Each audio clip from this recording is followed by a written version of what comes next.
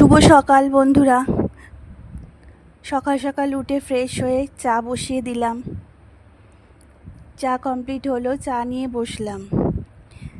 চা খাওয়া হয়ে যাওয়ার পর সাংসারিক কিছু কাজ ছিল, যেমন কিছু জামা কাপড়, ভিজিয়ে জামা কাপড় কেচে মেলা, বাসন মাজা। এই কাজগুলো সারতে সারতেই বরমশাই বাজারে গিয়েছিল, বাজার থেকে এসে গেল।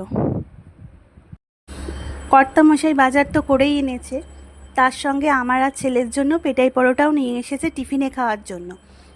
আমি আর ছেলে পেটাই পরোটা খুবই ভালো খাই, কিন্তু কর্তামশাই পেটাই পরোটা খাবে না, ওনাকে আমি বাটার টোস্টই বানিয়ে দিলাম।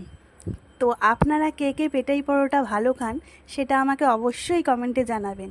কি বলুন তো, এক এক সময় এত কাজের চাপ থাকে, তখন আর মনে হয় না যে আলাদা করে কিছু টিফিন বানাই।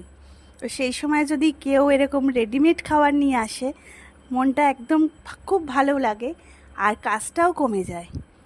আমার কথায় আপনারা কি একমত? তাহলে আমাকে অবশ্যই কমেন্টে জানাবেন।